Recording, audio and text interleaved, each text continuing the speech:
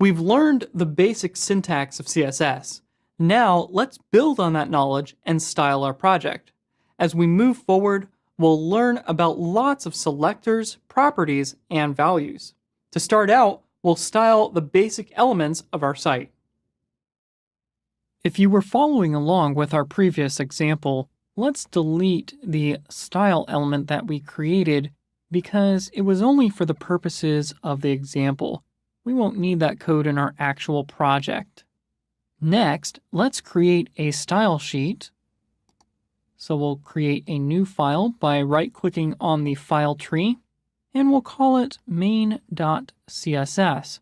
But you can call yours whatever you'd like, as long as it has the .css file extension and you remember what you called it. Now, once I create the file, you'll notice that it automatically opens it up for me. But first, we need to move this into our CSS directory. So I'm going to click and drag it into CSS. There we go. And before we get started coding over here in main.css, we want to make sure that we add this to our HTML file. So this is going to be very similar to our previous line of CSS. I'm going to copy that and paste it below. So I've copied the normalize.css line here, and I've pasted it below. And I need to change the file name here to main.css. And I'm going to go ahead and save that. Because of the cascading nature of CSS, it's important that our CSS, or main.css, comes after normalize.css. We don't want normalize to overwrite any of our CSS. And conversely, we want to make sure that normalize comes first and sets up a solid foundation for our custom CSS. In fact, we might be overriding some rules in normalize.css. So we want main to come after normalize. That's very important. Now, let's jump into our CSS document, which I've called main.css, and let's try a really dramatic and obvious change, just to make sure that our CSS is included properly. I'm going to select the body element, which is basically the entire page, and I'm going to change the background color to orange. So I'll type background color and change it to orange. If we save the file and refresh our preview, you can see that the background for the entire page has been changed to orange. So we know that main.css has indeed been included properly into our HTML file.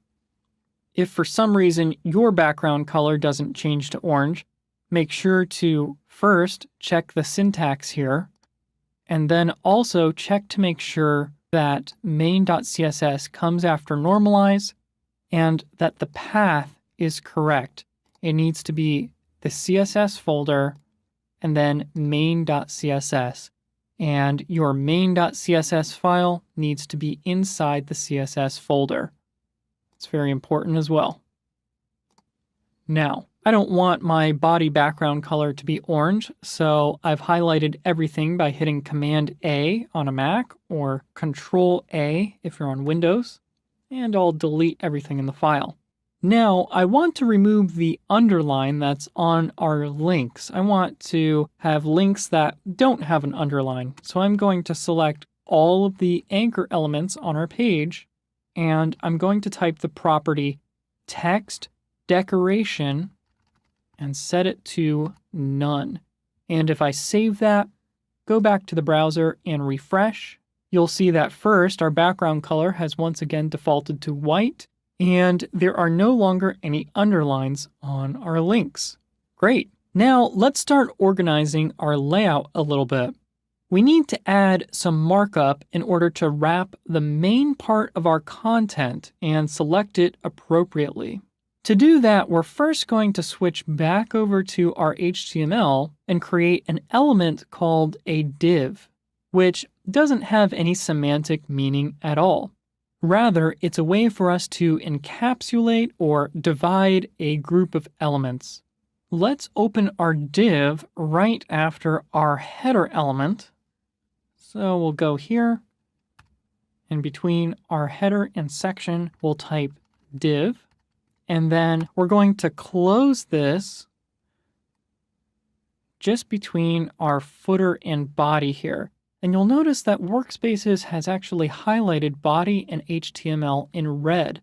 That's because it's saying somewhere in here there's a tag that is not closed. And in our case, that's the div. And if we type that in, you'll see that it automatically closes for us. Now we have a lot of code that needs to be indented by one tab. So starting at the footer down here at the bottom, going all the way up to my section here, just before this div, I'm going to select everything. And to do that, I just hold down Shift and click right here. Then again, to indent on a Mac, I'm going to hit Command and then closing square bracket.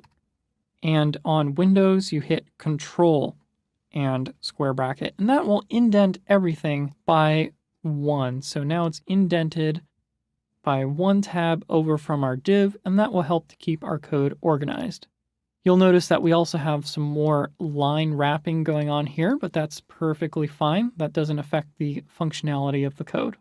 Now, we will probably have many divs on the page, so we need to identify this div more specifically according to its function. So inside of our opening div tag right here, I'm going to type a space, and then I'm going to add an attribute called ID to identify it. And I'm going to name this ID wrapper. And I can go ahead and name this whatever I want, just like I can type anything into an alt attribute or anything into a source or href attribute. So I've called this div wrapper, and an ID attribute will uniquely identify elements on the page. So now if we save this and switch over to our CSS, we can go ahead and type a hash or a pound symbol followed by the name of the ID. So we've called it wrapper.